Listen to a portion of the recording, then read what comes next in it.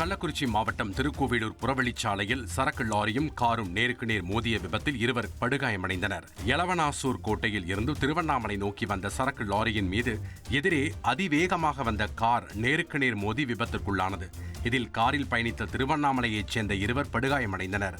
இதையடுத்து உடனடியாக அருகில் இருந்தவர்கள் இருவரையும் மீட்டு மருத்துவமனைக்கு அனுப்பி வைத்த நிலையில் விபத்து குறித்து போலீசார் விசாரணை நடத்தி வருகின்றனர். கள்ளக்குறிச்சி மாவட்டம் கூவாகம் கூத்தாண்டவர் கோவில் சித்திரை தேரோட்டம் கோலாகலமாக நடைபெற்றது. அலங்கரிக்கப்பட்ட தேரில் எழுந்தருளிய கூத்தாண்டவருக்கு சிறப்பு பூஜை நடைபெற்றது. இதையடுத்து அங்கு கூடியிருந்த ஆயிரக்கணக்கான பக்தர்கள் திருநங்கைகள் வடம் பிடித்து இழுக்க தேர் 4 மாட வீதிகளில் பவனி வந்தது.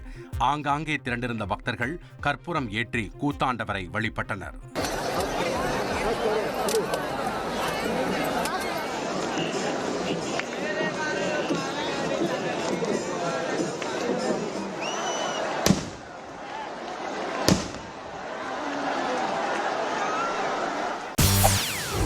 செய்திகளை உடனுக்குடன் தெரிந்து கொள்ள உடனே சப்ஸ்கிரைப் பண்ணுங்க.